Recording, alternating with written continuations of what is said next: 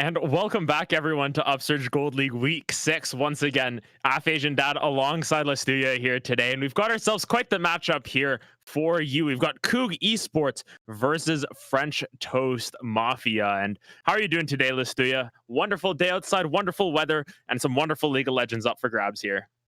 Just like always, I cannot wait for what is, I believe, the last week of the regular season for UGL here before we hop into playoffs. So hopefully, with this being what I believe is the Infernal division as well for the top two teams of this division, seeing them go head to head, it should be a pretty good night. Yeah, and this game is really important for the likes of French Toast Mafia. If they are able to take down Coog Esports, we get into a little bit of a mess of tiebreakers by the looks of it. Whereas on the flip side, if Roar beat Down Bad in the other game tonight, which is somewhat likely considering Down Bad is 0-8 thus far this season, they will cause a little bit of a mess considering there's going to be three teams fighting for two spots. And I'm going to let the league organizers and whatever take care of all of those tiebreakers because I don't want anything to do with that. But regardless, going to be some interesting matchups here nonetheless. And Coog Esports looking to solidify themselves as the first seed in the Infernal division with a victory.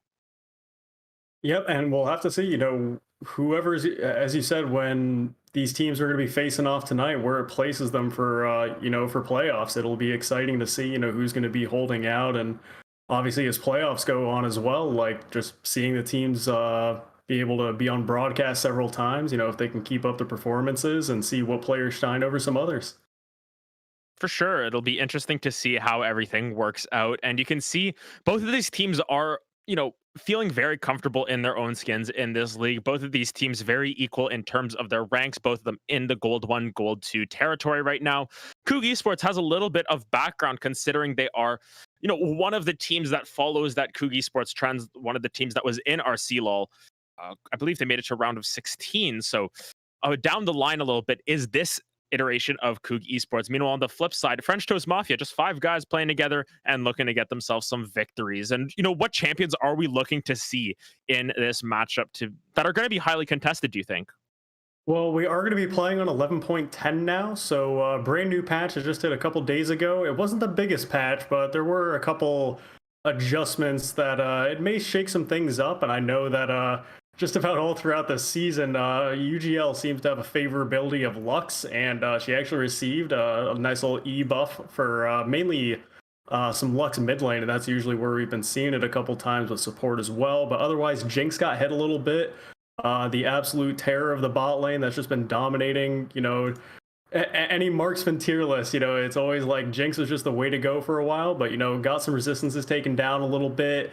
Made her a little bit scarier, and also adding that cap to her ult, which, for those that were watching the broadcast with 404 Esports, seeing a Jinx rocket take away a Baron to be able to swing a series, those capabilities aren't going to be as high now. But otherwise, I think everything else is pretty much staying dormant. Both of the top laners, for the most part, are playing just about the typical things we've seen. A lot of Garen, a lot of Urgot, and stuff like that, and down on the bot side, just the typical Leona, Nautilus, Seraphine, and, otherwise, I think it's going to be pretty standard. I'll be interested to see if any of these two teams are going to, it's part of the thing I love about UGL is that you can take a look at players' OPGGs, you can take a look at the meta and like what are supposed to be the contested picks, but this is UGL. It doesn't really matter, and plenty of people have some, interesting choices up their sleeves, so... Yeah, they've got some interesting cards up their sleeve, so to speak. Although I don't know if we're going to see the Twisted Fate tonight, but you can see off the bat, we've got ourselves the Yone and the Tristana bands might be targeted towards that mid lane, as well as Tristana towards that bot lane. Malzahar and Udyr look to be taken off the table as well, so a couple fewer annoying champions allowed here onto the Rift, but overall, these are pretty standard bans, I dare say, for what we're seeing in the meta, and especially considering the Malzahar specifically, just such an annoying champion to deal with, and they want to take that away from the final boss 117. Yeah, so Coog Esports, they did take a look at late game carry. His most played is the Yone. They pretty significant win rate as well. Other than that, I'm surprised that they didn't decide to opt to ban out the Echo as well if they were looking to really put a lot of significance on the bans towards him, but otherwise taking out the Udyr and the Shen as well. And I think Shen, ever since the buff of last patch, adding the scaling of his ultimate with bonus max health is pretty insane. So it's not going to be surprising to see that taken off the table for either Thought Wrecker or Lemon here. But as you said, the Malzahar taken off the table, one of those control mages in the mid lane that kind of just neutralizes a lot. You know, especially if you are going to be playing something like the Yone or something, I guess Yone Yasuo, something that's going to be a bit more melee mobile in your face, being able to lock something like that down is a fantastic tool. Coog right now actually picking up the Varus first pick. And something that is, you know, fantastic to mention is that Varus is typically the answer to Jinx. So if they're expecting Star Hunter to maybe pick up that Jinx, leaving it open, it's a pretty good answer to it. But right off the back, French Toast Mafia picking up 2 power picks of their own, and also very flexible picks, picking up the Rumble and the Morgana. Yeah, technically Morgana can go into, I guess, 3 different roles, can go into that mid lane, go into the jungle, as well as down in the support role. And Rumble is even more versatile. You can go top lane with it, you can go jungle, you can go mid lane, and you can go support. Trust me, it's a good pick. LS said so that's why I'm saying it. But, you know, Rumble support kind of, if you wanted to go for that, kind of fills the same niche as something like a Zyra or a Lux. You can see the Karma and the Vlad as a reply. So a lot of magic damage already on the table here for both these teams. Rumble and Morgana, of course, 2 of the highest priority jungle picks right now. So we'll see exactly where they ought to go with these. The Karma and the Vlad as well, both pretty, you know, potent picks in their own right. And I think that Morgana's going down to the support now that we have the Caitlyn locked in. Caitlyn Morgana is definitely the bane of my existence. It definitely, you know, being a bot laner, you really do feel like that has no counterplay. God forbid you get hit by 1 bind, you are probably dead. That's just the way that lane goes. But alternatively, though, Varus Karma is a scary lane in and of its own. Not only are we probably going to be seeing that lethality Varus with the Man Immune and what was originally Duskblade going into that build, but we've been seeing a lot of players start to offer Prowler's Claw because of that mythic passive granting the lethality instead of the cooldown reduction. So we'll have to see, you know, what Big Skip Poppin decides to itemize here, but it's still a great lane. I love Karma support just because of the pure pressure that Karma alone can apply. But it may very well end up being a pretty bloody bot lane, even if it is just 2v2 without any jungle intervention. I can imagine it getting pretty spicy, but for the round 2 of bans, though, it does look like French Toast Mafia is going to be trying to hit Thought Wrecker here up in the top lane, taking away the Gragas and the Malphite, kind of taking away the big beefy frontliners that Coog Esports may want to draft with the massive amounts of damage that they have thus far. But it's going to be scary knowing that French Toast Mafia, they do have the advantage of the Rumble jungle, which from a lot of my friends, they're junglers, and from the overall consensus that I've seen is that in the same way that Jinx is kind of the powerhouse for 80 carries for a bit, Rumble seems to be that position for the jungle right now. I can confirm Rumble jungle is absolutely disgusting right now as someone who has been abusing. I mean, you know, taking advantage of the meta a little bit. You can see that Rumble jungle a really big pick here, but looks like we're going to get a couple of tanks up there in that top lane. Lemon going to pick up that Scion, which has a little bit more of that damage in the back pocket, and Mundo a little bit more of that front line for Thought Wrecker up in the top side. So the Vlad seems to be going into that mid lane. Looks like we're still looking for potentially a jungler coming through, unless that Mundo does move down for the barrels. Still a little bit of flexibility, but everything will get resolved here. And the Volibear are going to get picked up. So still a little bit of flexibility. Probably the Mundo into the jungle and Volibear up against that Scion. But we'll have to see exactly where it goes out. But we're still looking for that counter pick from late game carry against the final boss's Vladimir. Yeah, they really are utilizing the potential for the flex pick, kind of letting French Toast Mafia know, like, we're not going to really give you the, you know, we're not going to give everything to you right away. You still got to kind of guess what we've got planned going on here. And it looks like French Toast Mafia for the last pick is going to be picking up that Anivia to answer the Vladimir, which is, again, it's going to be kind of interesting. In my mind, it's kind of going to be a bit of a stalemate there in that mid lane, but at the same time, both of them scaling very quickly and can both get to be out of control, you know, in a scary sense. But there is also a great amount of setup and crowd control coming out from French Toast Mafia. I don't think there's anything inherently wrong with, you know, something like Mundo, where yes, you're still getting that It's basically a meat shield. You know, he's got nothing but a slow, but he can just soak up so much damage. But I'm more so worried. I love that they did pick up the Scion for Lemon for French Toast Mafia, because that is just one of the best engage tools, being able to just run down a lane and get a fight going for your team. Not only that, but you're going to get the equalizer from Rumble and the Morgana ult on top of that. And then an Anivia is just going to be able to throw down the ult and kind of sit in the back line. So it's kind of weird, mainly because as well with you know, having the Volibear, having the Mundo and the Vladimir, it would be nicer for Coog Esports' bot lane to have some sort of I guess follow-up to what would be Massive Engage. When you have the lethality Varus, you're definitely wanting to take advantage of sieging turrets, you know, getting some poke off and stuff like that. You know, Karma definitely supplements that. And they'll be able to get in there with the Mantra E, so, you know, Karma being able to speed up her whole team to be able to run at them. But I think French Toast Mafia have the run at them game plan probably a little bit more in their advantage than Coog Esports right now.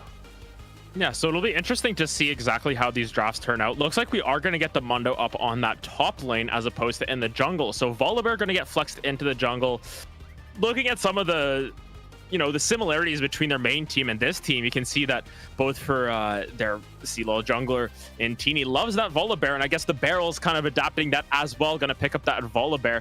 Into the Rumble, though, a really interesting pickup, because Rumble is so strong in this meta, can take advantage of just doing so much damage, and when a Rumble's behind, it doesn't matter, because, you know, you're able to do so much damage with that equalizer. So we'll be able to see exactly what these two teams want to accomplish. You know, in this mid lane, Vladimir versus Anivia, I know we haven't touched on it as much yet. What are you expecting out of this mid lane specifically? It's mostly going to be the 2v2 with the, excuse me, the mid and jungles, because realistically, I don't see much kill potential one-on-one for either Anivia or Vladimir. It's depending on if, I guess final boss, if he does go Ignite, he probably does have kill potential at 6, just has to keep in mind the Anivia passive with Egg. But other than that, I'm pretty sure it's just going to be them kind of ignoring each other for CS for the most part. I'm not familiar with the clear speed of Volibear jungle, but I know Rumble's clear speed is, you know, nearly uncontested with how fast he can just, you know, do an entire full clear. So I know the skirmishing potential of the Volibear is definitely there. It's definitely a strong pick. I'm not saying it's a bad pick in any sense. But I am a little bit worried with, I kind of just want to see, you know, if I'm flipping out over here for French Toast Mafia, how much he's going to be able to apply the jungle pressure, knowing he may have that slight advantage to maybe get to certain objectives, you know, certain crabs, certain gang timers a little bit faster than the barrels. Yeah, so we'll have to see exactly how this Rumble plays out. Got to make sure you remember that 8 ability Haze Thrune, because otherwise you can't stack up your heat quick enough. So we'll have to keep an eye on that. But overall, we'll be able to get a better picture of what to expect out of this game after this break. We're going to be right back, and we'll be right into game with game 1 of Coog Esports versus French Toast Mafia in week 6 of the Upsurge Gold League. We'll be right back.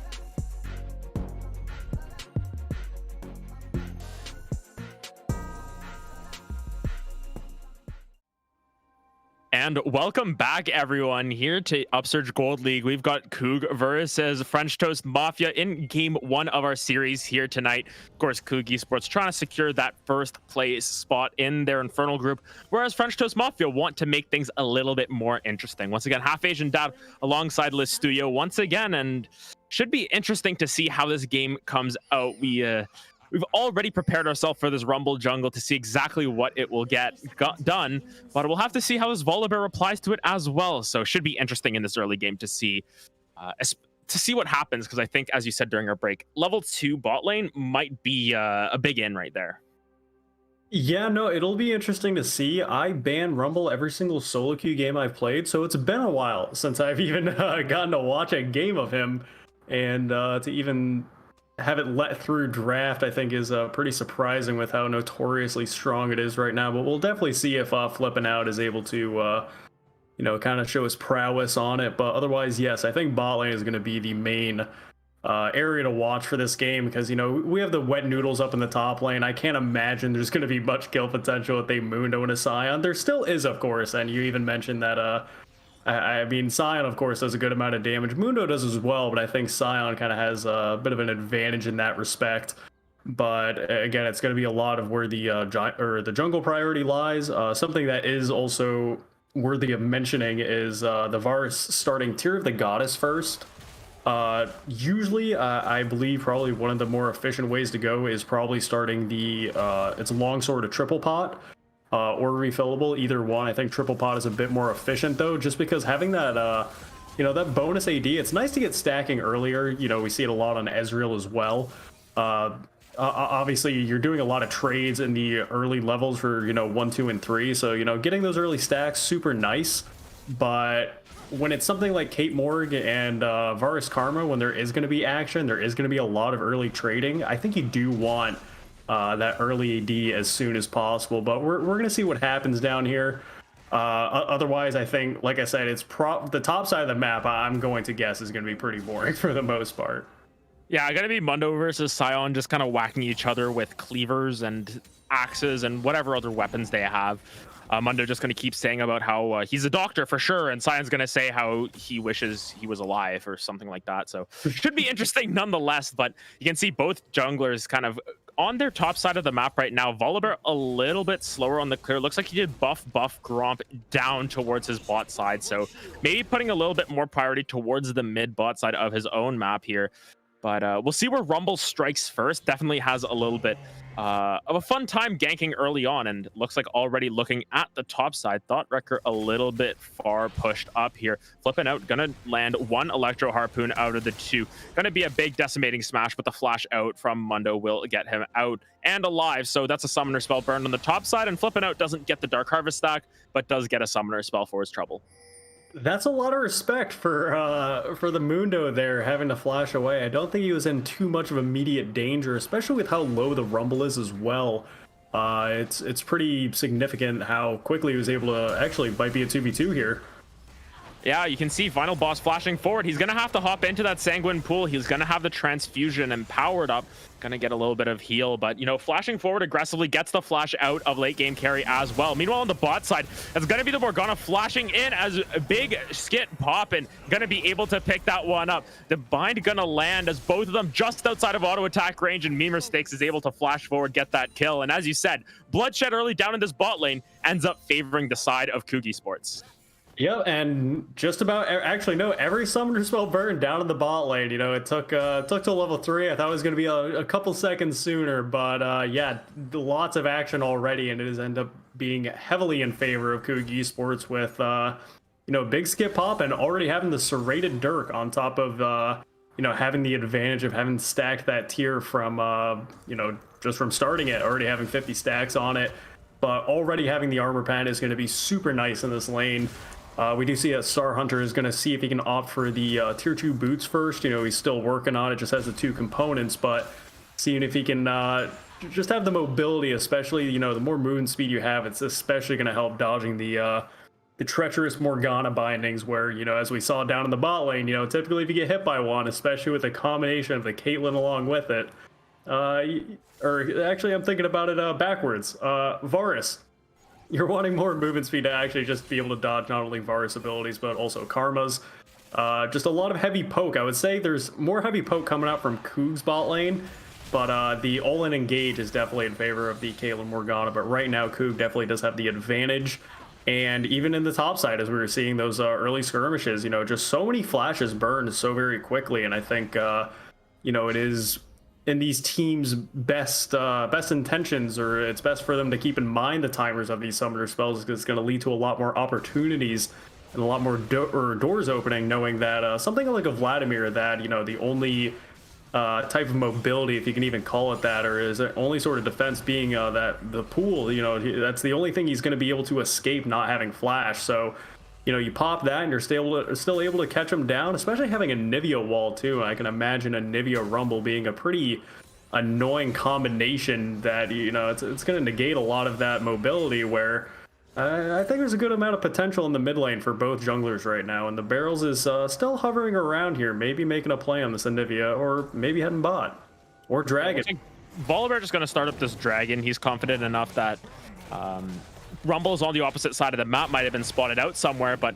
Barrel's just going to start this up, not going to actually be on vision from French Toast Mafia until Memer Sticks walks through the ward, so giving it away, but Dragon's already at half HP. And something to note is with the new smite changes coming through, you can do Dragon yourself a lot earlier once you get that smite upgrade. Instead of being scaling from 390 to 1000 over time, it's 450 until, as you have the item. Once you get that smite quest completed, it's 900, so it's a massive smite that you can get in your back pocket really early on, so it gives you more ability to solo down some of these objectives. So Volibear getting a little bit of early pressure. I believe he's one camp away from that level 6 mark. We might see lightning strikes somewhere on the map in the next little bit. It is still something that anytime I watch EGL, I'm always surprised at how early of the Dragon priority is actually applied, and it's something that I'm very happy to see, honestly. And, you know, sometimes it is players like the Barrels just going for the solo Dragon, just having the knowing he has the bot lane priority, that Memer Sticks was actually still hovering around a little bit just in case something spicy was happening. But, you know, almost always around that, you know, nearly from when it spawns, or usually just a minute after, they're getting that Dragon on spawn. But we're already seeing the impact of the lethality Varus. 24/7 camp just getting taken so very low, almost not able to participate in this lane right now. So they're doing a great job to be able to push the advantage they've been able to accumulate, and they're really not able to respond. Again, the only way this lane works for FTM is if they are able to chain that Morgana binding into the Caitlyn trap. Otherwise, Karma and Varus are just going to have the time of their lives down here. Yeah, you can see just how much damage that Mantra Q is going to do. Long range arrow going to go and hit onto Caitlyn as opposed to the Morgana. So overall, you can see that Memer Sticks is feeling pretty good down in this bot lane. Both the Varus is just about to tick over to level 6 in the next little bit. But Morgana not going to be offering much except for potentially a cheese binding. But that's about it. As you can see, Varus constantly trying to get 24/7 camp out of this lane. But Rumble has appeared now, level 6. We might be watching for the equalizer. Chain of Corruption and the Dark Binding are both going to miss, and it looks like that's going to be the cue to get out of there. As I'm flipping out, coming down, equalizer going to cut off the escape, but not quite. Big Skid Poppin' going to have to use that heal, but Black Shield going to block out a little bit of that crowd control. Dark Binding going to land, and that's actually going to be the kill going down onto Big Skid Poppin'. Star Hunter 36 is able to pick up that kill as 24/7 camp lands a great Dark Binding, leading to that kill. I really didn't think that was gonna happen. You know, we did see the equalizer come down. You're like, okay, cool, we got the heal out of them. They're kind of run away as quickly as they can, as Star Hunter is doing the same, taken very low by Memer Sticks there. But yeah, in the end, as we mentioned at the beginning, if you are hit by one Morgana bind or you walk over one Caitlyn trap, you're gonna be standing still for quite some time. And unfortunately, Big Skip Poppin' has learned that the hard way. But, you know, there's still a good CS lead in the favor of the Varus right now. About, you know, nearly 20 CS up, almost at 10 minutes here is a pretty nice place to be in. So it's still going to be, you know, it's nice to pick up the kills where you can. It's nice to have that jungle pressure, be able to, you know, have a successful gank down there in the bot side. But I'd still, you know, saying it's still a bit in favor of Coog's bot lane right now. Rumble is heading up to the top side and clearing, you know, when he can up there, and I'm wondering if he is going to be heading back down to that bot side, knowing that the Barrels is starting to path down there himself. So maybe get some 3v3 action. And as you mentioned, you know, the Chain of Corruption, everything like that did go wide. originally. I think Coog, before the Rumble was even there to respond, may have been able to pick up a cheeky kill, even two, if they were able to lock that down and the Morgana did not black shield it in time. But otherwise, you know, it's still an even game in terms of kills, 2-2, with the slightest gold lead in favor of Coog right now, but may not be for long. Yeah, Big Skid gonna have to flash out of there. Another Dark Binding landing. Chain of Corruption gonna land as well, but the Equalizer already back up off of cooldown. Star Hunter able to pick up another one. And this jungle camp from I'm Flipping Out is starting to get a little frustrating for Big Skid here. 1-3-1 has all the kill participation on his team as well as all the death participation, so having a little bit of a messy scoreline thus far, but overall another good gank from the side of I'm Flipping Out, able to get another Dark Harvest stack, but Barrel's actually going to go in here. Wow, that's just a one shot there onto 24/7 campus. Star Hunter tries to get out of there. Storm going to be brought down from the Barrels and getting those auto attacks off. A little bit of extra lightning going to strike onto Star Hunter and a double kill going over to the Barrels.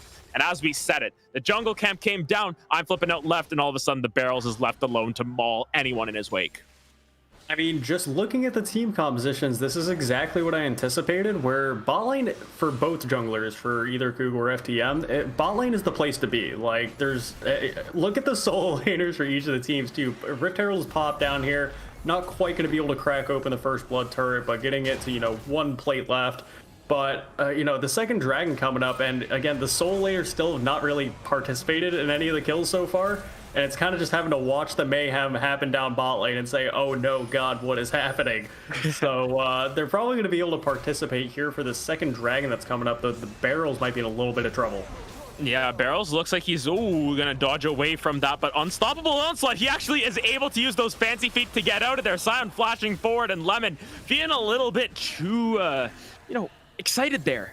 Got a little bit too hyphy and had to pay the price of his flash, his ultimate, and Volibear still able to get out with his life. No ultimate, no flash, and still got out of there, but Dragon Pressure gonna get flipped around the other side. Big Skit not gonna be able to check that one out, and red team will slay that dragon. So FTM, despite being down about 2,000 gold, are able to pick up that first dragon, although that tower has like 3 HP on it.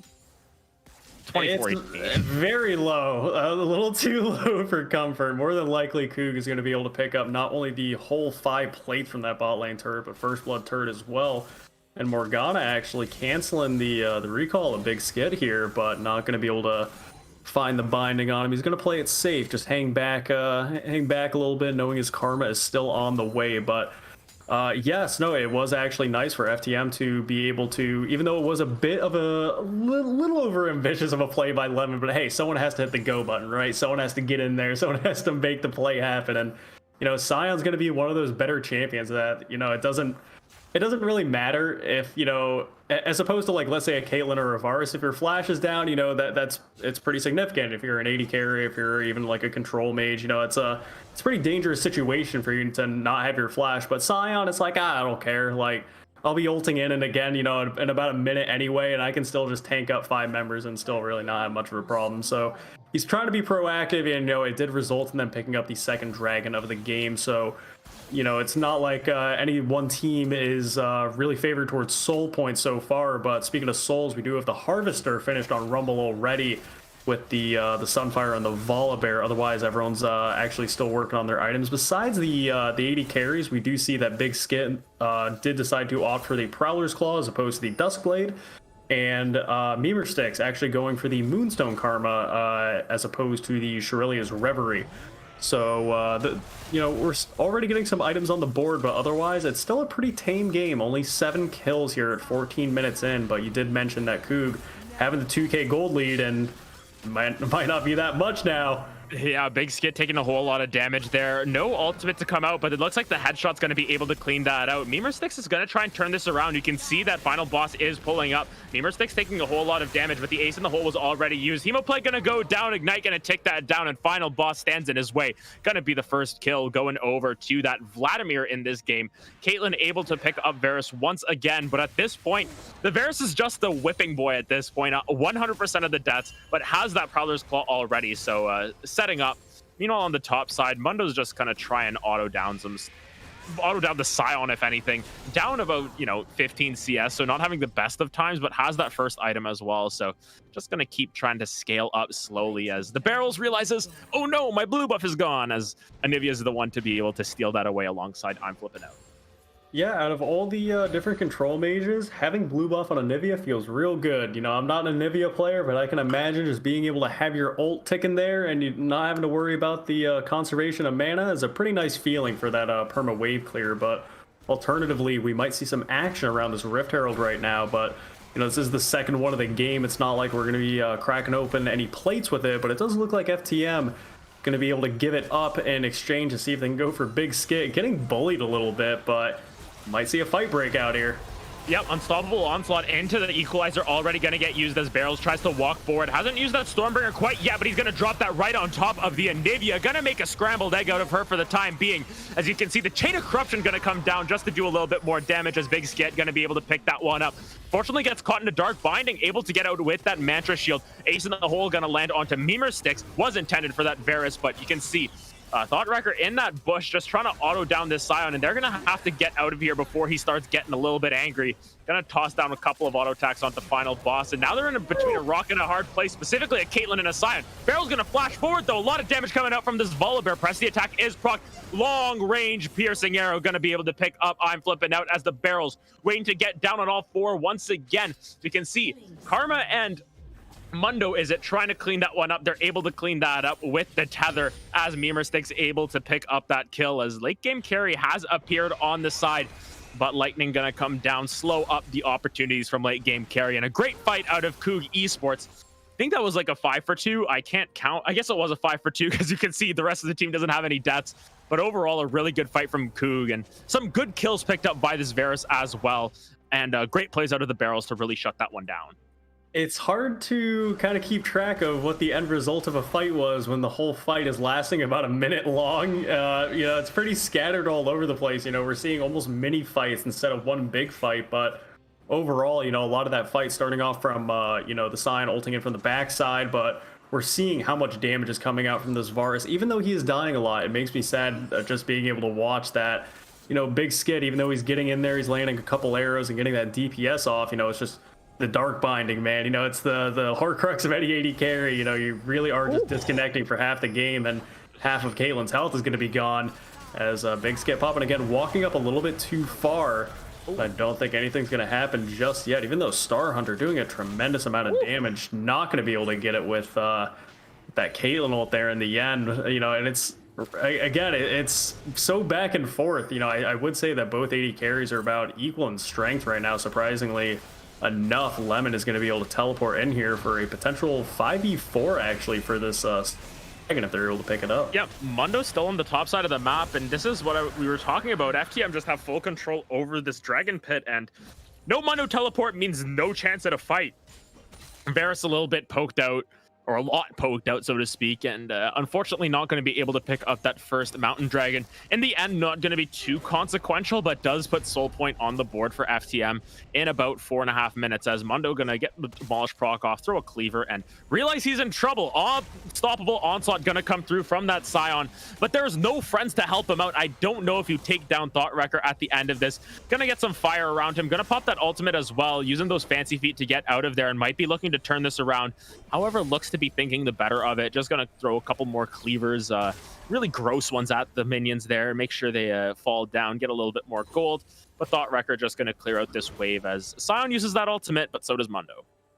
Yep, already back to full health, so he does not have too much to worry about up in this top side. And again, even though Scion does a good amount of damage, had a bit of a good start to that fight there, landing the ult and having a good Q and everything like that. But without that healing reduction, you do have it on the Bramble Vest, but it doesn't really matter if the Mundo doesn't auto you. So, you're not going to get the healing reduced, but may not need it, as actually Lemon just takes him out. Thought Wrecker getting a little bit too cocky, walking back into him, and Lemon does a good job of slowly but surely whittling him away. So that is actually going to be a kill picked up for FTM as 3 of the members decide to siege mid here. Final boss and Memer Sticks, I don't think are going to be able to save this outer mid turret as it goes over to FTM. And, just picking up some more global gold and just overall getting some control around the map. Yeah, it's not going to be too consequential. It's still about a 2,000 gold difference between the two teams, as all of a sudden Big Skid is the one who's fighting up against Lemon up in that top side. I don't think you have enough lethality quite yet to deal with the Sunfire plated steel caps and the Bramble Vest alongside any other runes that Lemon might have taken. So Big Skid just going to be trying to farm this one out for the time being, but you can see they're just trying to allocate some more farm into him. They get that mid tower, at least French Toast Mafia do. But on the flip side, you can see that the Barrels is holding on to that Rift Herald, which could mean another tower going down somewhere around the map if Coog decide to go for that. Well, one of the reasons Varus is actually such a nice pick, even having the lethality, where on a lot of champions we typically see lethality builds like Sivir and I guess you could argue Ezreal as well, where they don't really have percentage max health built into their kit, as opposed to Varus, where on the W stacks it actually does apply, but 24/7 camp here doesn't want Thought Wrecker to play the game.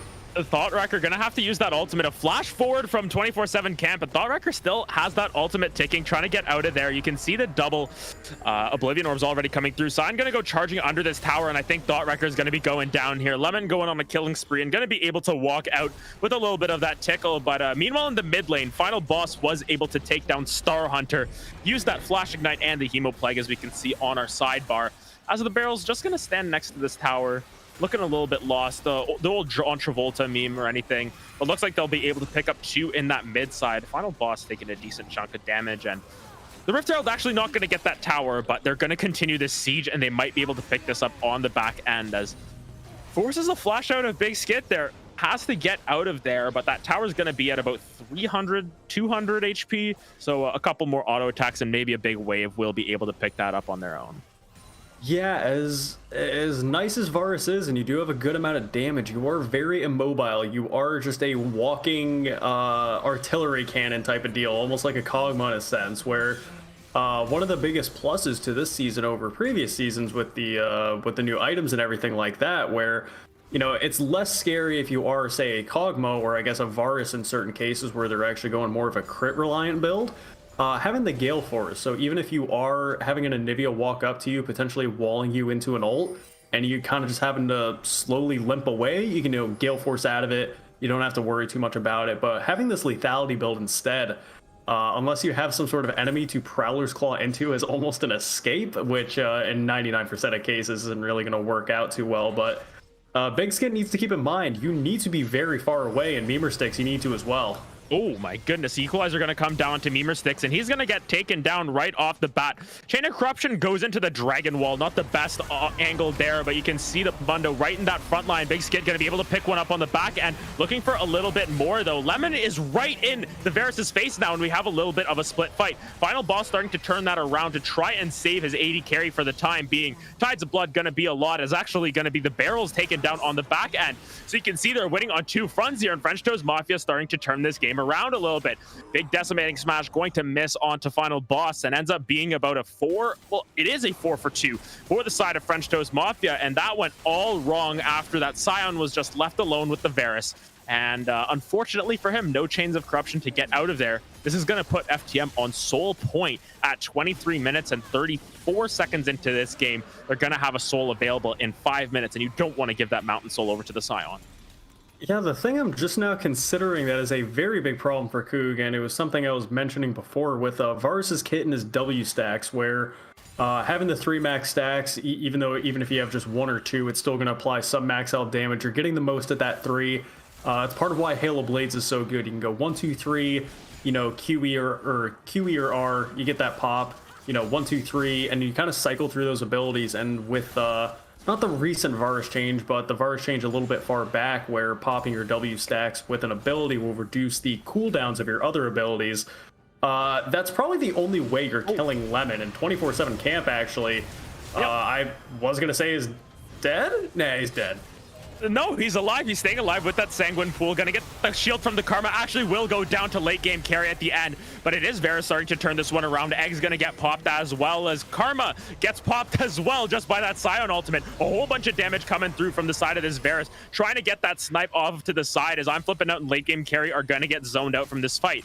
Ends up being a 2 for 2 once again, but this time, you know, Coog isn't too unhappy with this outcome. They're able to get the jungler and the mid lane are fairly low. Only Lemon is going to be up to try and defend this tower, and he might be going down at the end anyways. Tower's going to go down. Big Skit going to start popping those blight stacks on him. You can see how much damage they're starting to do over time, and Lemon not going to be able to survive that one. The barrel's going to shut off the tower as well, as Lemon is shut down by Big Skit, and they're going to be able to get out of there. So a big shutdown going into the Varus's pocket, going to give him potentially that third item, I guess it would be now. And now they are looking towards another 2,000 gold lead into Coog Esports' favor. And even though Varus has died a lot, he's also gotten a lot of kills, being the first member of the game to crest that 10,000 gold mark, and that's going to bode very well for him. Yeah, no, it is a lot of gold into the pocket of the Varus, and I was thinking that it's like, man, I don't see how Coog is going to be able to kill Lemon, but I guess if you have 3 members on him and Varus is just able to free hit on him, then you can slowly whittle him down. But FTM is very quickly whittling down this Baron, actually, under the noses of Coog right now. I don't even think they are fully aware of how much they're committed to it, and that is going to be a free Baron going over at FTM. Yeah, they catch Coog sleeping a little bit. FTM just turned right onto that Baron on the resets by Big Skit, as well as the barrels and final boss. So they're able to pick that up, and no one was in the area. No vision really spotted them out. I think there was one ward, but I think they were able to dodge around it pretty well as well. So they got onto that Baron, and they were able to shut that down before anyone had any chance to react. So FTM keeping this one interesting, at least keeping the gold within striking distance at just over 1,000 gold difference now, as Vladimir takes down that top tower. But this Scion's starting to stack a whole bunch of armor, gonna build that recently buffed Abyssal Mask as well, so gonna be giving more damage amplification over to the Rumble and the Anivia. So what do you think that Coog needs to do to find their ideal team fight? What really kicks off their fight for them? Well, again, they have so much damage in the sense of anyone that's not Lemon. Like, the Vladimir and the Varus can basically one-hit, or actually, Vladimir, in that same sense, had actually just one-hit the Anivia up in the top side, even picking up a shutdown as well, and 24/7 camp, trying to get a flash bind to see if he can find Final Boss, but he just wasn't able to connect it. But yeah, as I was mentioning, the carries of Coog have so much damage. The only thing they have to worry about is if Lemon is on top of both the Varus and the Vladimir without any sort of response from the rest of their team. Because again, if Varus is not able to do anything, I mean, yes, there's still the potential of the Vladimir 1v9, as he is also approaching level 16. Scion hitting level 16 for the first person in the game, but you know, as much money as Big Skit has here on the Varus, you know, you're still level 12. It's still unfortunately the experience disadvantage that you have playing the duo lane, and overall, like, the rotations you have around the map, you're typically sharing XP with a lot of different people, so you're not going to have the levels as fast as these solo laners. So for Coog, it definitely has to be something where they are engaging on their terms for sure. You know, it has to be more than likely a good chain of corruption followed up by a Volibear ult, and then just a Mundo trying to run down, more than likely going to be Star Hunter and late game carry. It's really just not only the engage from Lemon, but also the equalizer. It's going to be followed up by flipping out, and Barrels actually is in some trouble. Yeah, Barrel's stuck in the wall, gonna have to use that ultimate into the backline and gonna get taken down, as he was kind of crowd controlled to death there. The chains of corruption gonna miss as well, and you can see the importance of that Volibear being alive. There's no smite available, and Mountain Soul is spawning for the side of French Toast Mafia right now. They're gonna have to look for some sort of fight, as Thoughtwrecker standing in front here, trying to block up as much as possible, but Big Skit popping, gonna keep looking for those piercing arrows across the team, doing a decent chunk to 24/7 camp, as he's going to eat some fruit in the meantime. You can see that Caitlyn is just coming back now, and I'm flipping out, taking half his health from just one piercing arrow, and you can see continually firing them through. 24/7 camp going to be the victim of that one. All of a sudden, this is the dragon starting to get whittled down by Lemon and Thoughtwrecker here, so you can see the zoning battle coming down. The barrels has respawned, so if they can stall this out long enough, they could make this a smite fight, but into the back line goes Lemon, going to be doing a lot of damage to Final Boss as well as to Big Skit, but it's going to be Thoughtwrecker and Final Boss on the back end doing a whole bunch of damage, picking up 1, 2, 3, and potentially more here. The 4th kill gonna go over into Big Skit popping, and Thoughtwrecker gonna stay alive by the skin of his teeth unless he gets autoed down by Lemon there, but will not give that over, and that's a clean ace for the side of Coog Esports. They're able to fight off the extra stats coming through from those 2 Mountain Souls, and they're going to be able to prevent that soul from going down as well, and potentially some more towers on the back end of this as they widen that gold gap up to about 3,500 gold now. That was basically a 4v5 victory in favor of Coog. You know, Barrel's getting picked off there at the beginning, and it really did not matter. We're seeing the influence that Big Skid is able to have on this lethality Varus, where if you're not committing to fights, if you're not if you're being a little bit hesitant around the dragon, if you're a little hesitant in starting that fight, he's going to keep shooting those piercing arrows. He's constantly going to see if he can fight. You know, the cooldown is so low to where you can just do arrow after arrow after arrow, where we saw it's not like you have to get hit by 3 arrows to die. We see what even 1 does with the empowered W for the Varus Q. You know, if it's anyone that's not Lemon, they are getting half health instantly. So it's something that, you know, FTM needs to keep in mind, that if they are wanting to dance around these objectives, or they're wanting to get something going, they cannot hesitate. We saw that Lemon was able to get pretty close to Skit, and it did, you know, it very much helps that he has the Edge of Night, being able to have that spell shield and, you know, negate a little bit of the Scion crowd control that's just constantly going for him. But overall, like, you need to just hit the gas when it comes to FTM's comp. You need to get the Scion ult in there. And not only that, it has to be almost like perfectly executed. You need not only the Scion ult, you need the Equalizer going down almost simultaneously. And final boss here is going to be the one to hit the gas. Yep, late game carry going to take a whole bunch of damage, and final boss going to take down the Anivia to start that off. Mundo throws a cleaver, gets 24/7 camp, and this is not looking good for the side of French Toast Mafia. They've already taken 3 deaths, as the Scion is still bot lane. Question mark ping is going down there from the caster booth, at least. And you can see that the Scion, while he's getting... They're starting to go back now, despite pushing in that wave. He's going to lose an inhibitor and potentially more. Only the Caitlyn and Scion up and available to potentially shut down this final push. Caitlyn taking a good chunk out of her health, 30% from that 1 arrow, as Thoughtwrecker just going to stand in front of the Mundo there. Vladimir starting to heal back a lot. That was an 1,000 health heal coming through. That's a balanced champion, as Thoughtwrecker starting to take a little bit more damage than potentially he wants to. Ace in the hole going to get blocked up by someone there, as Big Skit doing a whole bunch of damage on that backside to the Caitlyn, forces her to sit in that base. Thoughtwrecker going to be taken down quite low, as Memer Sticks is hit by that big ultimate as well. 24/7 camp in the middle of them. Huge soul shackle's going to come through, but it won't be enough, as that's going to be Coog Esports picking up game 1 over French Toast Mafia. And a little bit of a messy early game, a little bit of a messy mid game, but in the end, they're able to clean it up very well, picking up a victory for themselves and going up 1-0 in the series. Yeah, quite the bloodbath. You know, 40 minutes down on the board there, and it was going back and forth for quite a while, and I was a little scared, as that I really couldn't anticipate which way it was going to swing. But Coog, in the end, I would say, with the large influence of the lethality Varus, I can't imagine that's really going to get let through next draft. But we saw how much of an impact it can make. It doesn't matter how many times he dies or how many times you throw an Equalizer on him bot lane while he's laning and really just having a sad time. He didn't care, and as well as the Vladimir also, you know, it was kind of one of those TikTok situations. You know, the game is going longer and longer, and you're letting a Vladimir scale, and sure enough, he was able to, you know, if Big Skit wasn't, you know, basically blowing up everyone on FTM, then the Vladimir was. So it was just pretty well played by Coog overall.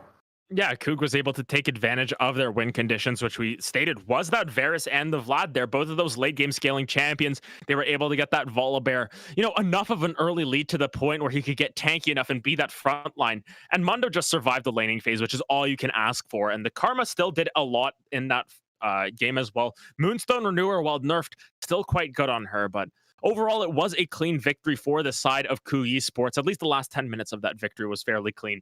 The rest of it, you know, was a little bit back and forth. But, you know, we're going to see if Coog Esports can clean up this series with a Game 2 victory, or if French Toast Mafia are going to come back and have their number. You know, leave the gun, take the cannoli, maybe take Game 2 while you're at it. And we'll see if French Toast Mafia can tie this series up.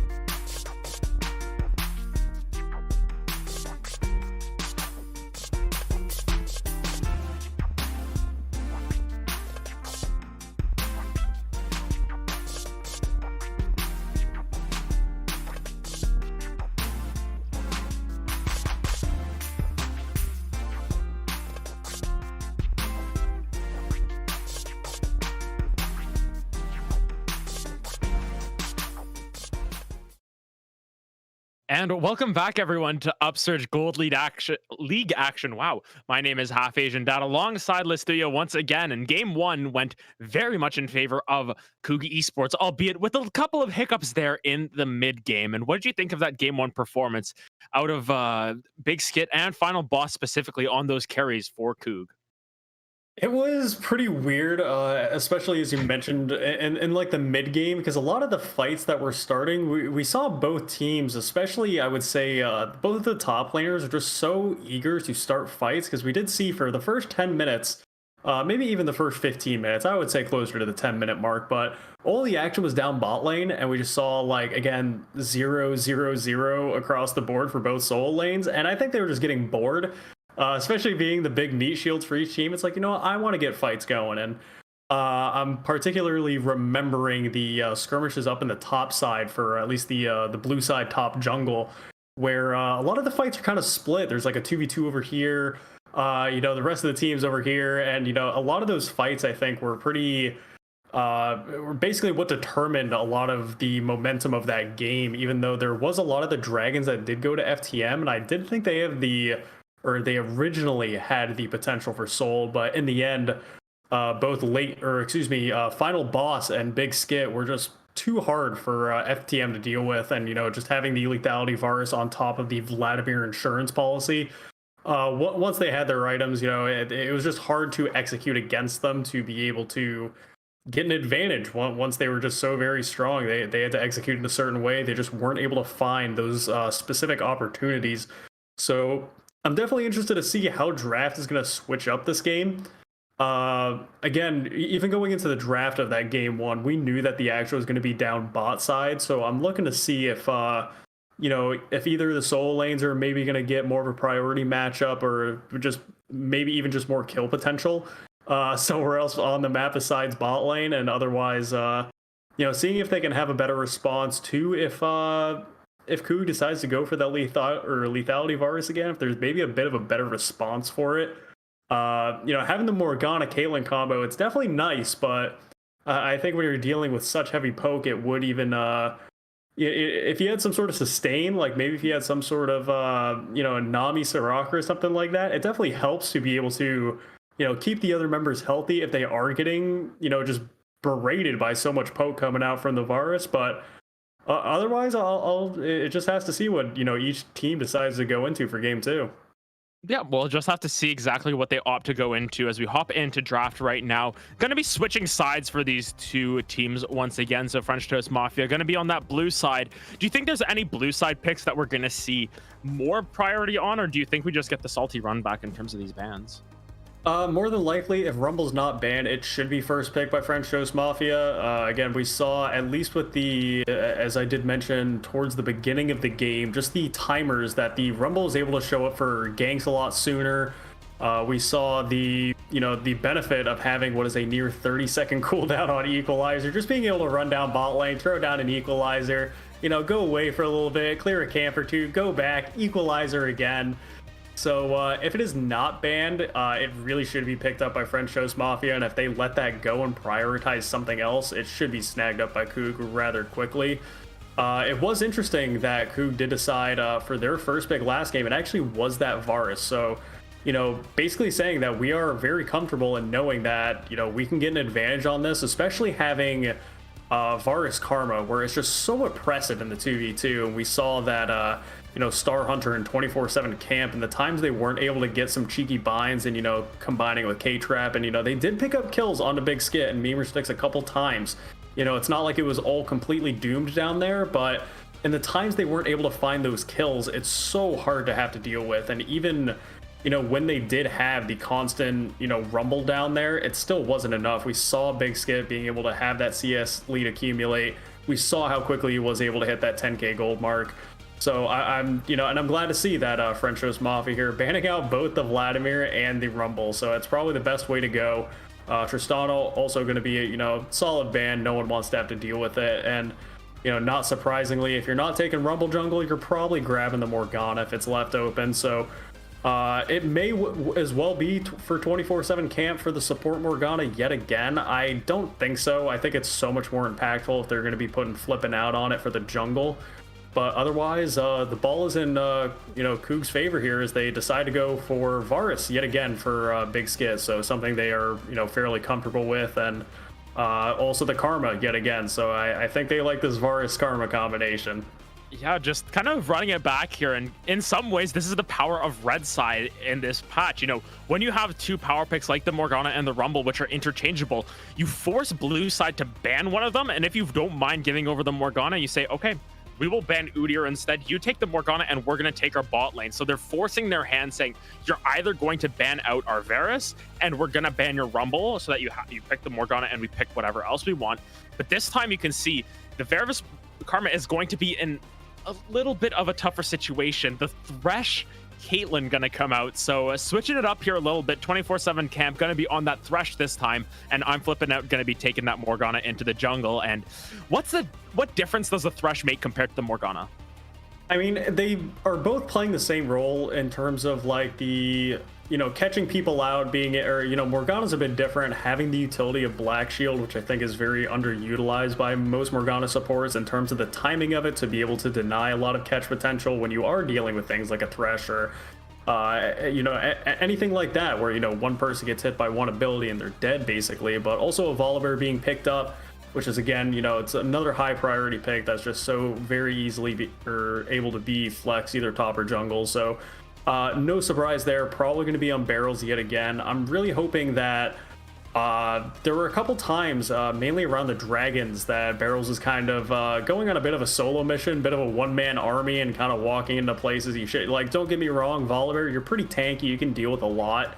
But also, again, having to keep in mind that it's not only the Morgana you have to deal with now, because a lot of Coog's problem there in terms of not getting the ball rolling faster was a lot of the Morgana binds. Like, being able to pick off one person was pretty doomed. Now they're not only having the advantage of the Morgana bind, but also the Thresh hook. So having Death Sentence on top of that, there's a lot of pick potential for French Toast Mafia this time around. And again, it's going to be completely up to 24/7 camp for the 2v2 down here, where if you are going to let the Varus Karma, just poke you out as he did last game, you may be sitting under your turret all game yet again, but it's going to be different if you can actually chain the Death Sentence into some Caitlyn traps and stuff like that. It's still the Varus, it's still the lack of mobility, and there's plenty of kill potential that's, just able to be picked up there. But Coog is deciding to, opt for the double top ban yet again, taking away the Malphite and also the Camille away from Lemon as well, which is, it's not something that I believe I saw him play, taking a brief look at the profiles, but it's still, pretty annoying pick to have to deal with, especially, again, Morgana, Thresh. If you have someone just Camille ulting your Varus, that may be a lot more scary for him. The final boss, though, not able to have Vladimir, but also a ticking time bomb of his own of a control mage, is going to be Victor there in the mid lane. I'm not wanting to see an Anivia this game. I don't think it was utilized as much as as we wanted to see from the last game. There was a couple times where they did get the flash out of the Varus just because he walked up too close and got walled into an ult. But Lemon, yet again, going to be put on Scion duty. I guess they liked him on that the first time around. They're going to give it to him a second. And with all the kill potential that they have and all the tools they have to catch people out, they're slapping an Echo on top of it, which I like this pick a lot more. Obviously, since we have the Thresh down there, we can more than likely say it's going to be late game carry on the Echo mid with the Lemon on Scion top. But Echo into Victor is going to be pretty interesting. I want to see how Final Boss is able to deal with this. It may be a situation where Echo can play just, really aggressive into the face of this Victor, try to get a couple early kills. But if he isn't able to secure those, or alternatively, if there's jungle priority that's, being placed mid lane and just denying a lot of kill potential on the Victor, it's going to add, for some easy Hex Core upgrades, and it's going to add to... and again, they like the combination of, or actually, it's not the Mundo and the Scion this time around, but there still is a Mundo and the Volibear, so each team is having pretty tanky front lines for their carries to be enabled for the most part. And I think that one of the biggest things that we're going to see here is a little bit of a different mid lane matchup, but definitely the synergy between Morgana and Echo is so strong. You land a Dark Binding, you toss down the parallel convergence, you're almost guaranteed to get that stun 9 times out of 10, or you can throw it on the parallel convergence. You get Thresh to walk into it, lantern you in, and all of a sudden you're in the middle of your zone and no one can touch you from there. So some interesting interactions we've got to keep an eye on here. So in terms of this top lane matchup, we saw what happened last game where Thought Wrecker just kind of chilled on that Mundo, kind of just got tanky. That's all you have to do on this Mundo apparently in this matchup. Do you think we're going to see a different strategy come out from I'm Flipping Out on this Morgana jungle now that you have a little bit more of that lockdown and gank setup for your own? I'm really hoping so. The other thing I'm hoping for is that it's actually, at least in my opinion, I think Mundo jungle is going to be a lot easier to pull off than Mundo top. And in that same sense that I think Volibear top is just going to be a lot better into that Scion. I think you actually have some sort of kill potential and, at least, some sort of follow-up if you are able to have the Mundo just kind of run in with you.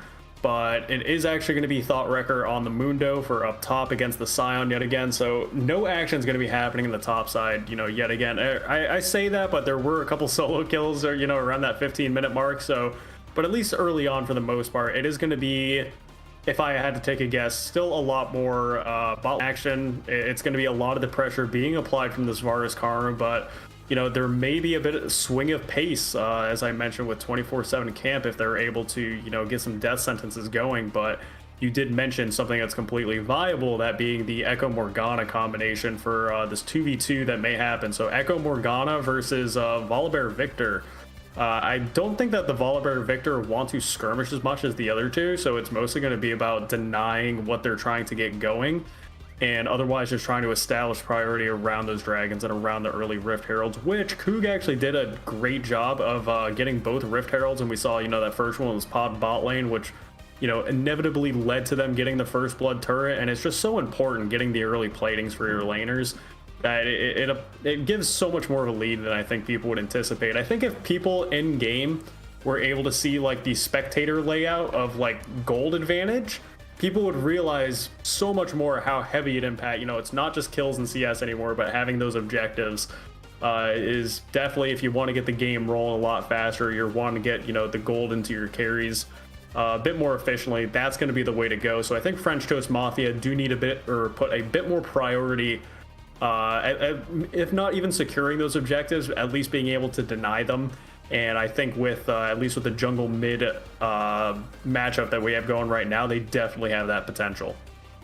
And I think that it's going to be interesting to see the fact that Coog Esports is running back 4 out of their 5 champions from last game. They basically played the exact same bot lane, the exact same top side, with the only difference being Vladimir for the next champion up actually in the alphabetical order, and Victor. So, gonna be some similar gameplay coming out from both of these sides, but it'll be really interesting to see how these two teams play this out. But as for us, we're going to take a short break here before we get into Game 2 of French Toast Mafia versus Coog Esports. Coog Esports up 1-0 already in the series, looking to clean this one up in quick fashion, whereas French Toast Mafia want to get themselves back into this one. We'll see after this break.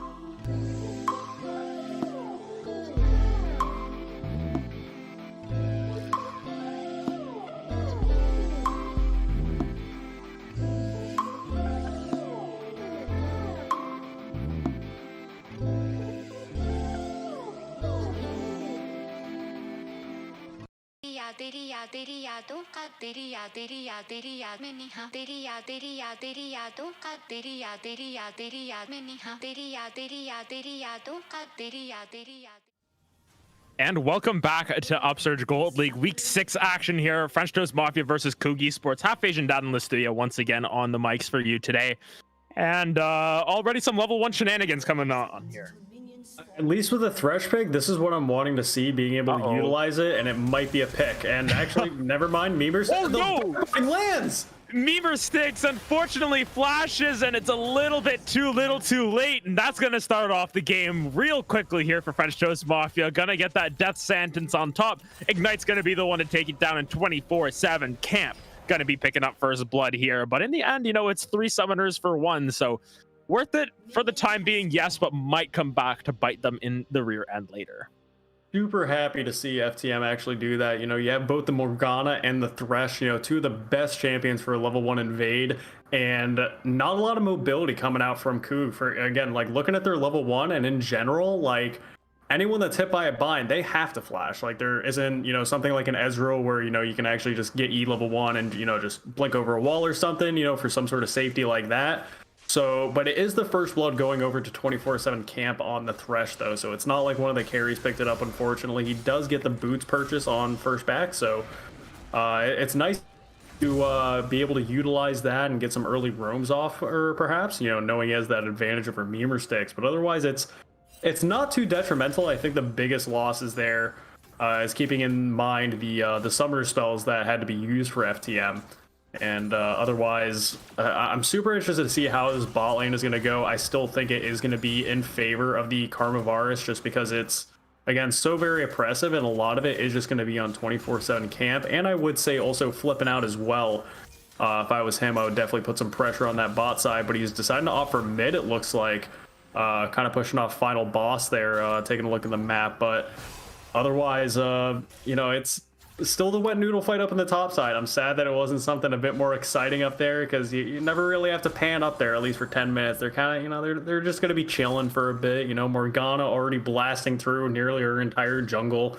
You know, things we're used to seeing. That's just typically how that matchup's going to go. But Barrels might be looping around the bot lane of FTM really early. Yeah, Barrels is going to try and look for something a little bit earlier. You can see Memer Sticks is taking a little bit of, or moving up a little bit. Actually going to be the flash forward into the Varus auto attack that picks it up. That's going to be first blood going over, first blood in this bot lane. Actually, not even first blood. You know what? Forget anything I'm saying. The first kill for the side of Coog Esports getting picked up with help from Barrels and his flash. So being able to return that kill down there, evening up the gold. Meanwhile, Flippin' Out is lurking up on that top side, and so is Barrels on this bot side. However, he's sitting on a control ward, so gonna have to back off of that one. But Thought Wrecker gonna hit with that decimating smash. I'm Flippin' Out, gonna drop down that tormented soil, and I think it's gonna burn down. Lemon gonna pick up that kill up on the top side, and French Toast Mafia out to a little bit of a better start than last game. Absolutely, and I actually do like the play from Barrels, though, mentioning down on the bot side, knowing that 24/7 camp did not have his flash, knowing he used it on the invade and said, you know what, you're flashing on my Karma level 1, that's pretty disrespectful. I'm gonna flash on you now, see how you like that. Able to take him down pretty quickly. So, you know, good advantage they're able to pick up, and otherwise, you know, he's still hovering down there and going for yet another play. Yeah, you can see the Barrels is going to come down once again, dropping down on all fours, but it's going to be Big Skip popping and able to pick that one up early. And the Thresh going to try and flay him back, but that's not enough, and a lot of attention being given by Barrels down to this bot side. Didn't give too much attention last game, but decided, hey, you know what? Big Skip carried last game, he can carry this one, and already 2-0-1 on this Varus. Hasn't even backed yet, and if we take a look over at that gold, we should see that he's going to be sitting pretty down there with at least enough for a Warhammer, another longsword, and maybe some boots if he so desires. Yep, just like game 1, you know, he was able to go back, get a serrated dirk on his first buy. He's going to do it yet again, and it's something that FTM might be sweating a little bit, knowing that it's like, man, this guy was able to accumulate a lead. You know, might be able to run away with it yet again, but probably his biggest disadvantage was, you know, the amount of picks they were able to have with those dark bindings. So like I said, now that Flippin' is actually clearing towards his bot side, Coog's bot lane is still off the map, but he might be hovering down here, maybe even looking for an early dragon with this Morgana, knowing how powerful the soil is. But there is going to be a bit of a pause, it looks like. Pause, champ.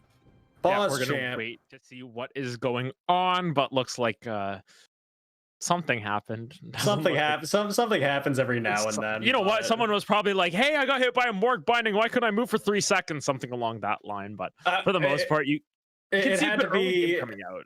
dude. It's the bot lane, dude. Especially when you're getting looped by a Volibear over and over. It's like, dude, can we just do a remake? Like we've already gotten ganked like 5 times. Let's just run it back, dude. Let's just start let's this one take over. a breather. Let's take a step back, and we'll try kind of sort out what's going on, because I swear we shouldn't be dying this much in this lane.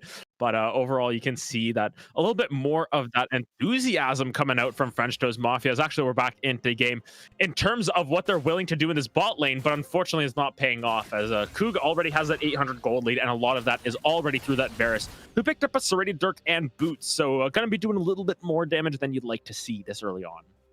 And again, something that we had mentioned in the intermission off screen, but something I'd like to bring up is with the specifically, like, let's take the supports out of the equation, but the AD carry matchup.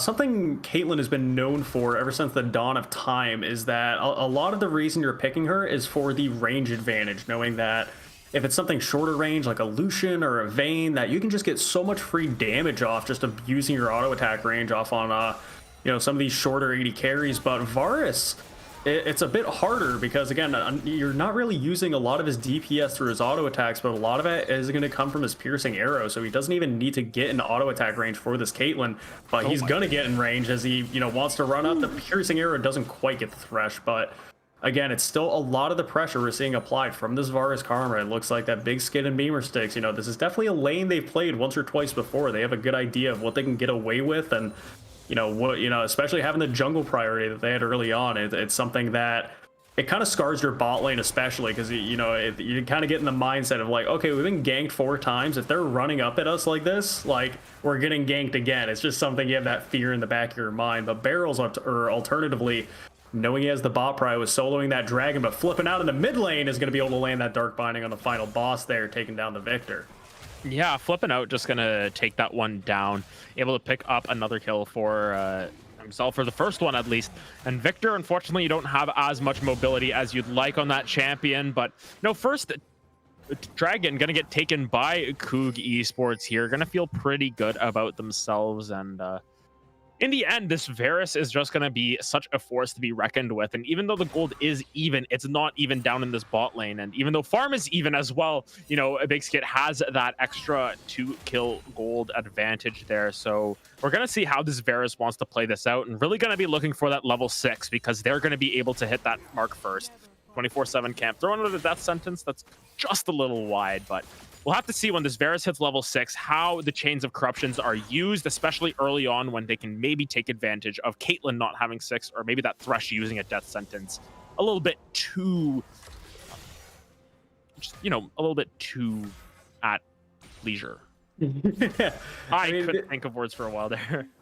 Yeah, no, it does happen. But one of the things I want to see from Big Skit is that a few of his chain of corruptions, and it's something that even myself I had to adapt to. And actually, he doesn't need to adapt. Takes down 24/7 camp off screen. Doesn't even need the showtime, and lands a chain of corruption on top of it. Yeah, gonna come down. That's gonna be Memer Sticks also landing the root as well. Big Skit gonna just flash forward, get that last piercing arrow, and he's on a rampage already. And this bot lane starting to turn for the worst once again. Thought Wrecker, however, that's the wrong way. He's gonna go down to Lemon at the end of that one. So 2 kills over to Lemon, and this is looking exactly like last game, except this time the Varus getting out to an earlier lead, and Lemon getting a little bit more attention up in that top side this time. Yeah, no, and it's paying off, being able to have a 2-0 kill lead on this Mundo right now. He does go for the Bramble just on first back, getting that early healing reduction as soon as possible. Barrels, though, just now getting his Chilling Smite. Flipping does have his as well, but it may be a 1v2 right now, even a 2v3 for this Herald, but not unless they catch the Echo. Yeah, Barrels is going to turn onto the Echo here. Final boss is right on top of them with the Chaos Storm, and Barrels going to toss down that last auto attack, pick up a kill for himself onto this Echo. So another kill going into the pocket of this Volibear here. And the V Champion's really doing well thus far. Varus, Volibear, both with a couple kills, plus, you know, a couple more on the Varus. And he's already finished his Prowler's Claw at 9 minutes into the game. So he's going to be quite the force to be reckoned with. Yep, no, and I definitely do understand it with the Mythic passive having the, you know, that bonus lethality over the, I keep saying cooldown reduction because God knows I'll never relearn what, ability haste. There we go. That's what, right, change it to ability haste. So as opposed to having that ability haste, it's just so weird having that active on Varus because we saw him use it a couple times, but it was mostly like used to get into the face of Lemon on Scion and then just dying anyway. It was kind of weird. But it's something that's going to give him a lot more bonus damage, especially having the big kill lead that he's already accumulated. But Lemon and Flippin are, you know, applying a lot of the pressure to this top side, maybe even just forfeiting bot lane, saying like, yeah, you guys are kind of doomed down there. We're going to see what other leads we can get rolling. But it kind of sucks because even if you get a Scion to like 10-0, it's still a Scion. Like, it's one of those things where I love having tank tops, especially in like a solo queue sense, but also in a competitive where it doesn't matter if they're 10-0 or 0-10, they're still going to be big meat shields. Like there's some exceptions, obviously some are, you know, a lot more damage oriented than others, but you know, Scion Mundo, it's like, yeah, you're just there to tank damage. Like that's just going to be your entire job. So Barrels, though, you know, no stranger to the bot lane, loves to hover around down here, and I think it's paying off tremendously for Coog. Knowing that even if Morgana was down here, you know, they're going to have that potential for a 3v3, making sure this Caitlyn or anybody is not able to pick up the 400 gold bounty that is currently on Big Skit's head right now, knowing that they want to make more plays with this Chain of Corruption. Every time you've got it up, you want to keep using it off cooldown if you possibly can. Scion ulting away from Thoughtworker there, though, even though he had a bit of a kill lead, he's going to opt out of that one, but he does get the quicker recall if he does finish it. Knowing he has that Herald, so hopefully popping that before the plates go down would be the best, but this second dragon is going to be coming up pretty shortly, and it does look like Coog has the map pressure. Yeah, I think that Coog right now are feeling pretty good about themselves. Late game carry also has rotated down to potentially clear out some wards. Gonna take a hefty chunk from Final Boss, though. Has that first upgrade. Actually, that's going to be the Chain of Corruption coming down right into the gravity field, though, and that's gonna be Prowler's Claw Varus moving forward and able to give that kill over to Final Boss as Barrel starts to getting a little cocky there. Yeah, getting a little bit hyphy around that dragon, just waiting for it to spawn. But this should be a second dragon guaranteed for the side of Coog. You can see Morgana just going up to her top side. 24/7 camp, not so great on those death sentences after that first one that he landed on the Karma. So thus far, it's been pretty safe for Varus down in this bot side, as Final Boss taking a whole bunch of damage from I'm Flipping Out. Gonna flash forward with those chains there, but gonna flash away, use that Chaos Storm to disengage the fight. Tormented Soil gonna come down, and Final Boss gonna be able to limp himself out of there, albeit a little worse for wear than potentially he expected. Yep, and the Morgana is back in as well. Looks like Barrels is seen. He thought that Flipping Out might come clear his jungle after be taken so low, but I think he's just gonna be able to take that red buff and head right back bottom. And again, just notice the amount of priority that's being put bot side, and I think it's gonna lead to a lot of the success that's going to be coming from Coog here. If he's able to finish off this red before Flippin' comes, he's getting awfully close, and he's going to know that something's up. Yeah, you can see Flippin' is in the area. Actually, just going to walk right past it. Did not realize that it was in the bush. So Barrels gets away with murder at the end of the day and will be walking himself out of there. Still has the ultimate available, so could look bot side if he so desires, but looks like he's just going to head back to his own blue buff and end up completing the 3 buff if he can get his top side red buff as well. But for the time being, you can see this bot lane still pushing their advantages up a little bit of farm, but also have that plate in their back pocket. So this Varus feeling very good about himself thus far. Going to be building towards that Mirror Mana once again. Once that's completed, we're going to see a lot of damage come out from Big Skit.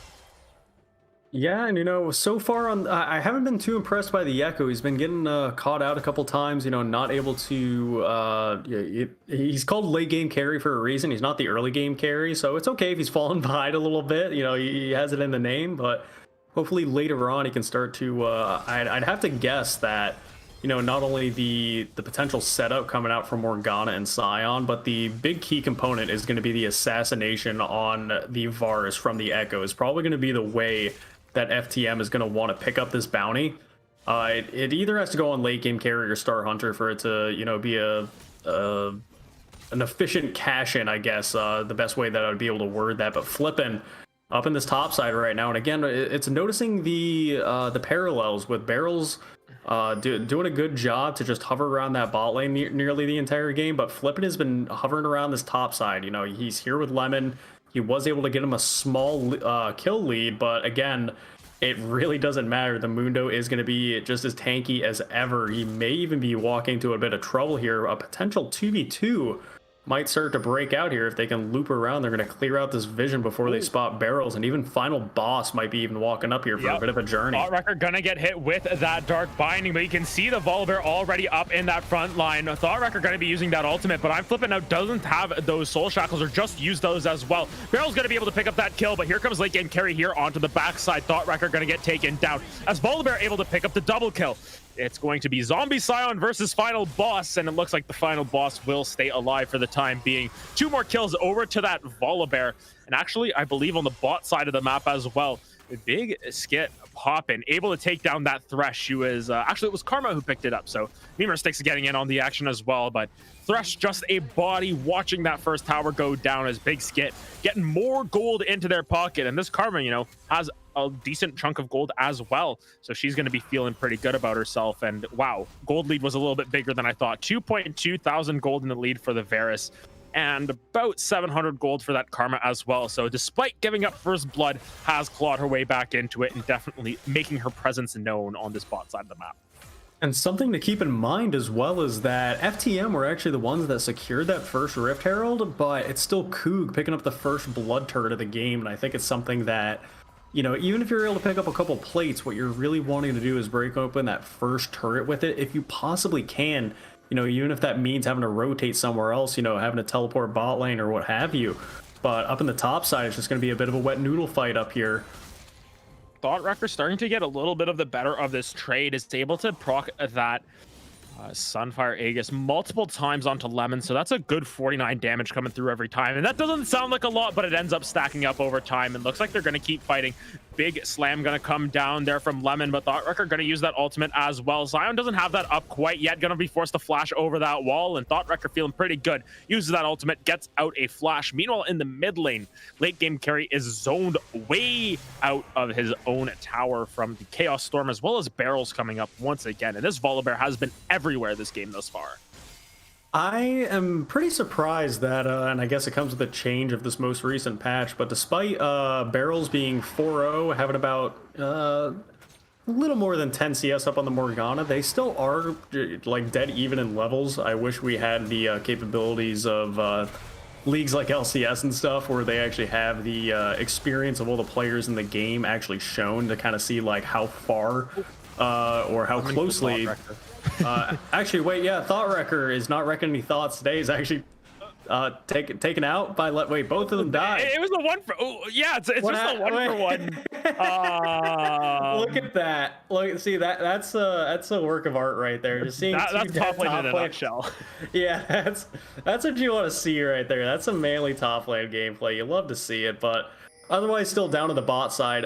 Big Skin and Memer Stick are still just really applying a lot of the pressure down bot, even though they've already gotten this bot lane outer, as opposed to rotating mid lane perhaps and seeing if they can, you know, just start to crack open the base a bit more and just open up the map for them. But Flipping Out is able to secure the second Herald of the game, but we do need to keep in mind Coog already having the 3 dragons. They are on soul point. What is going to be for that Cloud Soul if they're able to pick it up in 24/7 camp, maybe looking for Memer Sticks, but Memer Sticks being able to predict, knowing he was in some trouble there, gets the slow off and the thresh, and Lemon's not going to be able to find him thanks to the Chain of Corruption. They are able to walk out unscathed for the most part. But again, it's part of the, you know, the dangers of, you know, especially after we've gotten that bot lane outer, you know, more than likely you want to send either the Mundo or the Victor down there to side lane and that bot lane mid, and otherwise Final Boss mid lane is showing that he is indeed the final boss, but Flipping Out not going to be able to land the Dark Binding, and otherwise again, there's so many potential plays that are being tried to make happen, but you know, not able to secure. The only action we've seen for the past couple of minutes was the 1-for-1 up top side, which I really wish I got to see that fight. I'm so very curious. We got to get some replays going, but Otherwise, again, it is still Coog with a massive lead right now. Not just the 3K gold lead or 3K gold lead, but it is the mainly the Varus that we want to take a look at. The Caitlyn has her Kraken Slayer and tier 2 boots, but the Prowler's Claw, finished Mana Immune, and even an additional serrated Dirk on the Varus right now is something FTM really needs to keep in mind. That is just such a scary threat for him. Flipping out. Really likes hanging out with Lemon, though. Flipping and Lemon flipping are seem to be buddies up here, but it's really not paying off for them because there's really not much you can accumulate with the lead up here. And again, even if you are getting the kills off on a Thought Wrecker, it's really not going to do too much for you unless you're hoping for a really fed Morgana, but let's see what they can do. Yeah, Thought Wrecker going to take a whole bunch of damage. Going to pop that ultimate and get an extra shield from Mimer's Stick, so might be able to get out alive. That's the power of the Mundo, just able to walk out of there.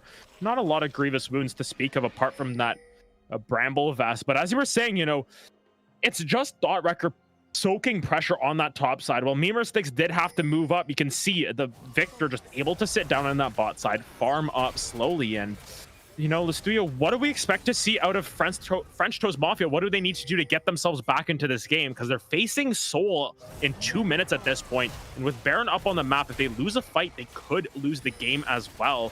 Actually, we're going to get back to that as... Oh, never mind. 24/7 Chem just brings in I'm Flipping Out to steal away that Scuttle Crab. But what does French Toast Mafia have to do here to win the game?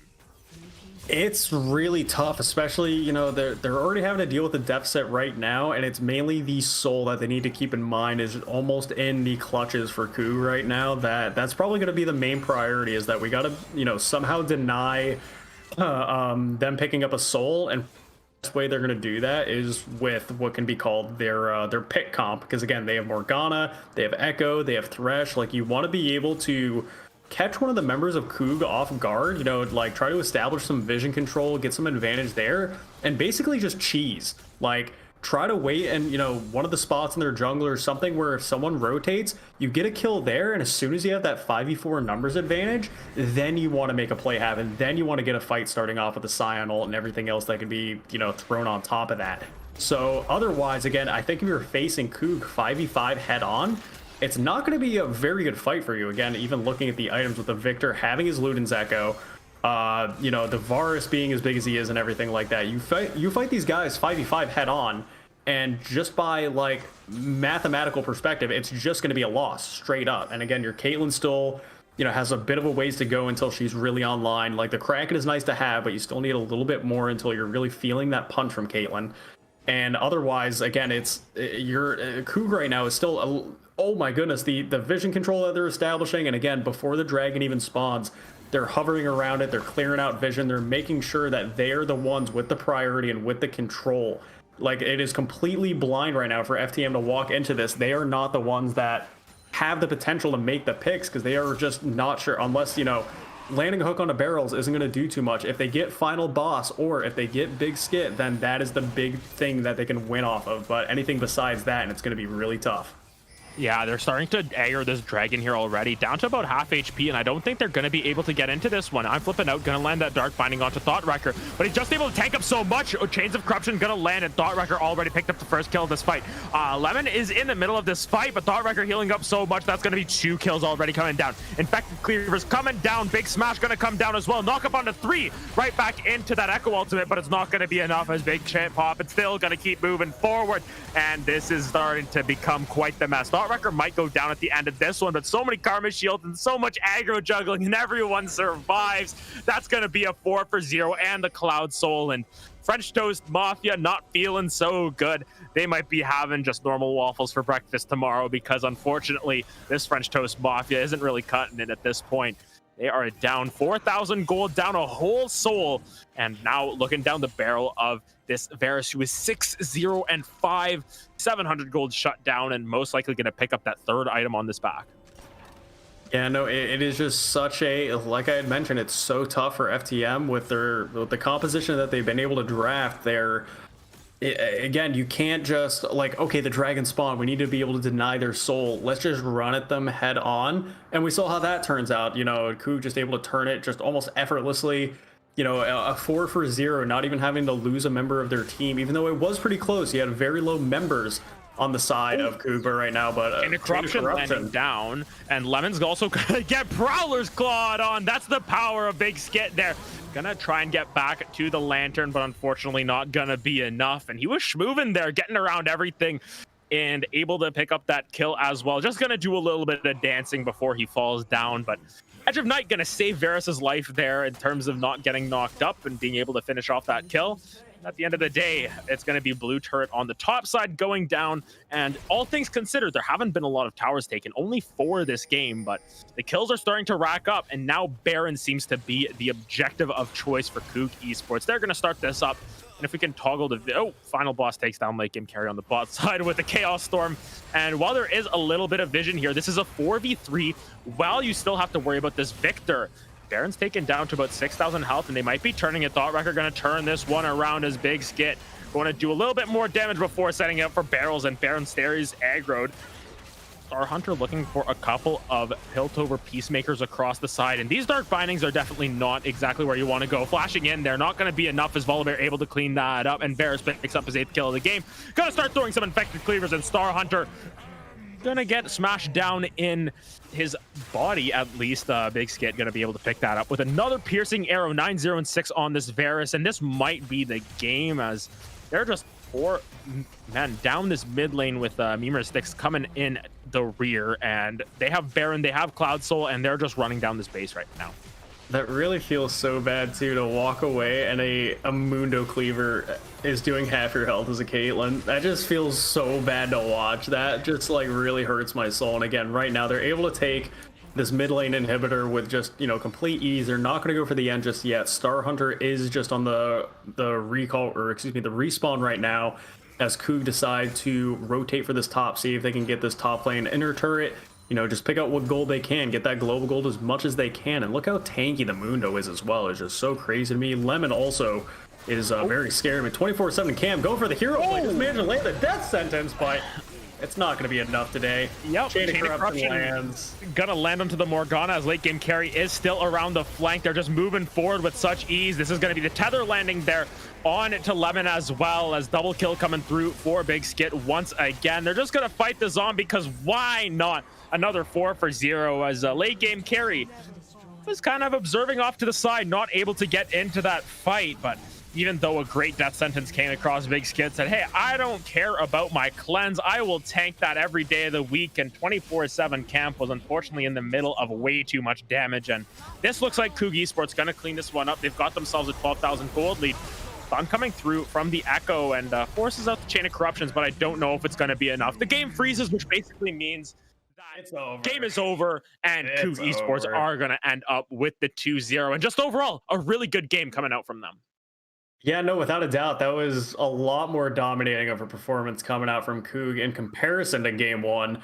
So that was, again, a nice 2-0 series by them to bring them off into playoffs here. And yeah, that was, again, a dominating second game performance. And you know, Coog Esports definitely played well. FTM, you know, trying their hearts out, but just weren't able to pull it off. Weren't able to, you know, find those opportunities they were looking for. And unfortunately, you know, it's just going to be an L for today. Just got to take what you can and keep it going. Yeah, unfortunately, it will be FTM now in that mix in second place. We'll have to figure out exactly who moves on from there based on game score. I think there might be a tiebreaker that has to be played, if anything. Not 100% sure on how that's all going to work, but Coog Esports is moving on. So they're going to be the first seed representative for our Infernal division, and they're going to be moving on to playoffs. So we'll be seeing a little bit more of them moving forward as well. But overall, just a clinic put on by Coog Esports. They were able to use that Varus and Karma so well down in their bot lane. And despite the salty run back in game 2, they were able to get it done. So overall, just a good performance from both of these teams. But Coog Esports end up with the W tonight. But as for us on this broadcast, that's going to be it for all of us at Upsurge Gold League, along with our producers as well. We're thankful for this opportunity and thankful for these games. And thank you to all the viewers who also came out to watch these games. But that's going to be it for us for this week. We'll see you next week when we get into the playoff action. So we'll see you then.